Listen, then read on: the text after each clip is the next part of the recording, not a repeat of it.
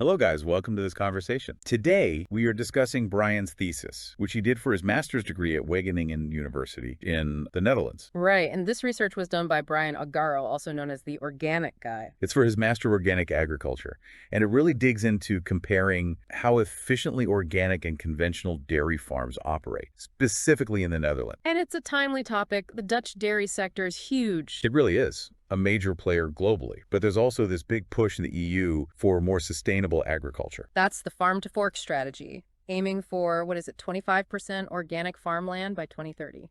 So understanding how these two systems, organic and conventional, stack up in efficiency, especially in a key dairy country like the Netherlands, well, is pretty crucial right now. Definitely. And the context of the Dutch dairy sector itself is, fascinating. It's not just some small part of their economy. It's got this long, long tradition. You think Netherlands, you often think cows, keys. Exactly. And the numbers back it up. It brings in about 7.6 billion euros. Wow. Yeah, and employs over 47,000 people. So it's significant. But that success comes with environmental challenges. For sure. Greenhouse gas emissions are a big one for the sector. So those EU goals, the Green Deal, farm to fork, they're directly relevant here. So let's maybe touch on what drove Brian, the organic guy, to do this research. Apparently it wasn't just, purely academic. No, it sounds like it came from his actual work. He was working with small-scale organic farmers back in Kenya. And they kept asking him questions like, how can we make our farms work better economically? And he felt he needed,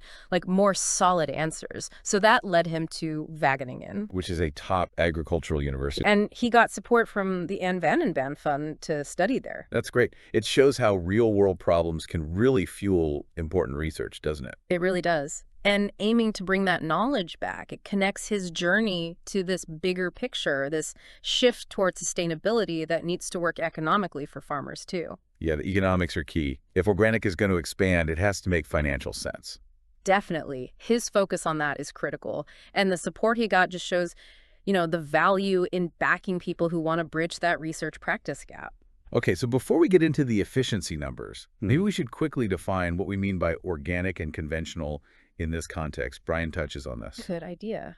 Organic farming is pretty well defined, guided by IFOAM principles, the International Federation of Organic Agriculture Movements. They focus on 4 pillars: health, ecology, fairness, and care. So it's a whole system approach, supporting the whole ecosystem using natural processes. Precisely. Less reliance on manufactured external inputs. Okay, and conventional. Well, as Brian notes, there isn't one single legal definition, for organic, but you can generally characterize it by its use of synthetic chemicals, fertilizers, pesticides. The aim being mainly yield maximization.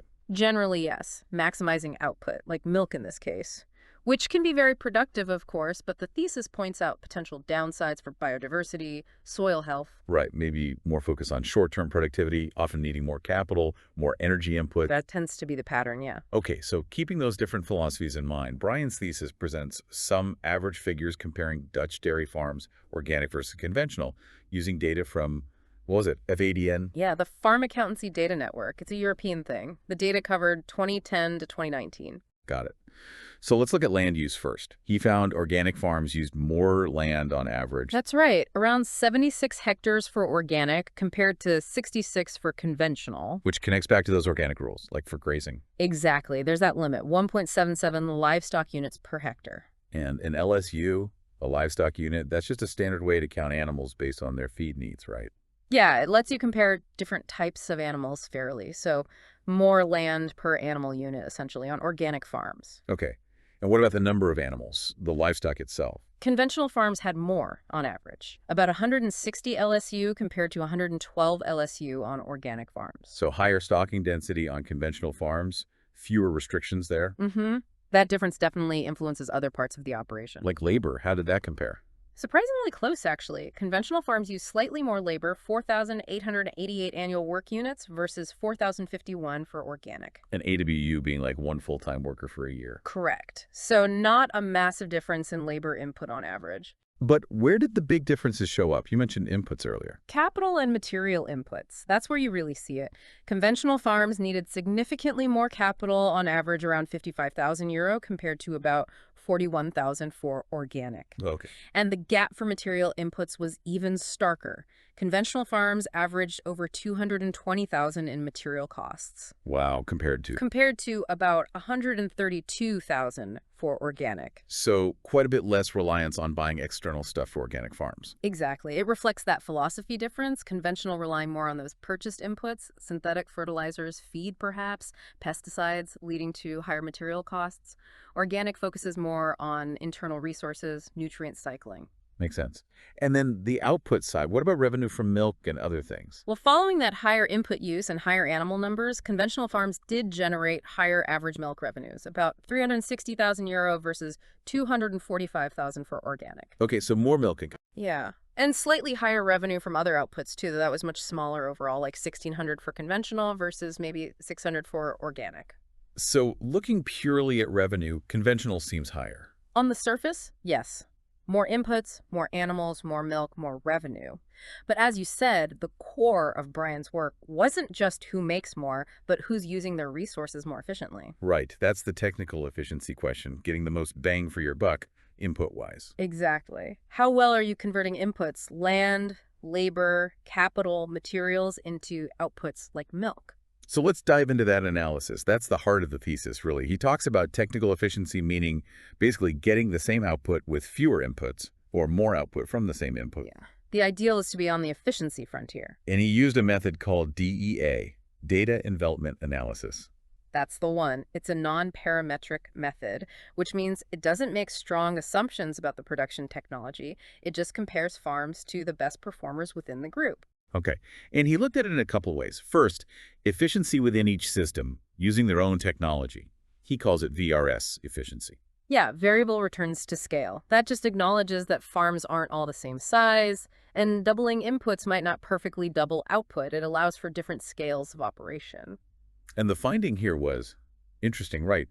Organic farms actually showed higher average efficiency. Yes, that was a key finding. Under their own technology, using VRS, organic farms had an average total technical efficiency of 82%, Compared to conventional. compared to 75% for conventional farms. So within their own system, using their own methods and facing their own constraints, the organic farms were, on average, operating slightly closer to their potential best practice. That's what it suggests, making slightly better use of their specific resources and methods compared to how conventional farms were using theirs during that 2010-2019 period. He also looked at something called scale efficiency. What was that about? Scale efficiency basically asks if the farms are operating at the most productive size for their specific system. Are they too small, too big, or just right size-wise? And how did they compare there? Very similarly, actually. Both organic and conventional farms had average scale efficiencies around 91%. Okay, so the difference in that overall technical efficiency wasn't really because one group was sized much better than the other within their own systems. Doesn't seem like it. Both seemed pretty well scaled on average. The difference was more in the pure technical or managerial efficiency, how well they used inputs for their given scale and technology. But then Brian did another comparison, trying to level the playing field more, using a common frontier or meta-frontier. Exactly. The meta-frontier concept tries to create a single benchmark representing the best possible technology available to both types of farms. Like, what's the ultimate potential efficiency if everyone could use the very best practices, regardless of whether they're organic or conventional? Sort of removing the system-specific constraints for the comparison. Kind of, yeah. It estimates a potential frontier enveloping both technologies. And when he did that analysis, The results flipped. the results flipped. Under this common meta-frontier, again using VRS, conventional farms showed a higher average total technical efficiency, 97%, Compared to? compared to 87% for the organic farms. Whoa. Okay, so what does that imply? It suggests that the underlying technology and practices common in conventional farming, if adopted and optimized by everyone, have the potential to be more efficient at converting inputs to outputs, at least based on this analysis and the data used. A potential technology gap, maybe. That's how you could interpret it, yeah. It implies that under this theoretical best-case scenario for both, the conventional methods might offer a higher efficiency ceiling. And scale efficiency under this common frontier. Still similar. Still very similar, yeah, around 98% for both. So again, farm size itself didn't seem to be the main driver of that meta-frontier difference. It points more towards the inherent nature of the practices and technologies used in each system, perhaps. That seems to be the implication of the meta-frontier result. Does Brian connect this to other studies? Is this finding unusual? He does mention some others. Studies, I think, in the US by Mahan and Finland by Kumpakar also found organic farms potentially less efficient or productive when compared against a common benchmark like this. Okay. But, and this is a really important but, he also notes other research like by Aldonando Ochoa that found when you include environmental variables in the efficiency calculation. Like environmental impacts as outputs or inputs. Exactly. Then organic farms can actually show higher environmental productivity or efficiency. They might produce less milk per unit of input, perhaps, but maybe with significantly lower negative environmental side effects. So the standard economic efficiency measure doesn't capture the whole picture. Not necessarily, no. Especially when a core goal of organic farming is specifically environmental protection and enhancement. Those benefits aren't usually factored into standard technical efficiency scores based purely on economic inputs and market outputs. That's a crucial point. Yeah. So thinking about policy, Yeah. especially with the Netherlands needing to hit that 25% organic target, what are the takeaways? Well, Brian discusses some implications. The findings suggest a need to support both types of farms in improving efficiency. How so? For organic farms, it could mean more R&D, research and development focused specifically on organic innovations, finding ways to boost efficiency within the organic rules. Like better organic seed varieties or soil management techniques. Exactly. Things that help close that potential technology gap identified by the Meta-Frontier analysis, but in an organically compliant way.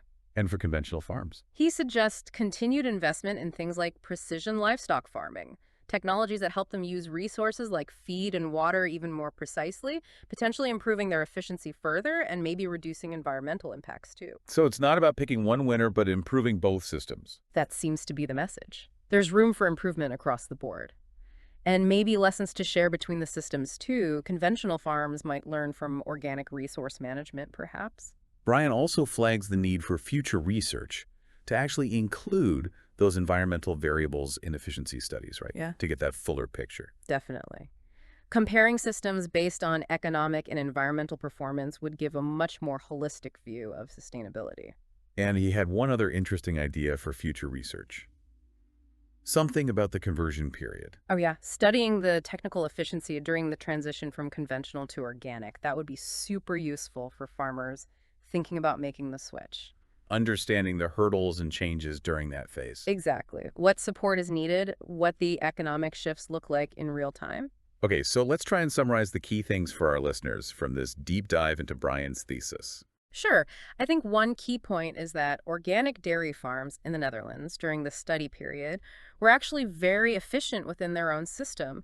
They were using their specific resources quite effectively, maybe even slightly better on average than conventional farms were using theirs. Right, according to the own technology analysis. But when you try to compare them using a common technological benchmark, the Meta-Frontier, the analysis, suggests that conventional farming methods have a higher potential efficiency ceiling for converting inputs into outputs like milk. And scale efficiency, the size aspect, seemed pretty similar for both systems. Yeah, that wasn't the main differentiator in either comparison. So it really highlights that efficiency isn't just one simple number. It depends on what technology you assume and what factors you include, especially whether you count environmental aspects. Absolutely. Brian's work doesn't say one system is definitively better.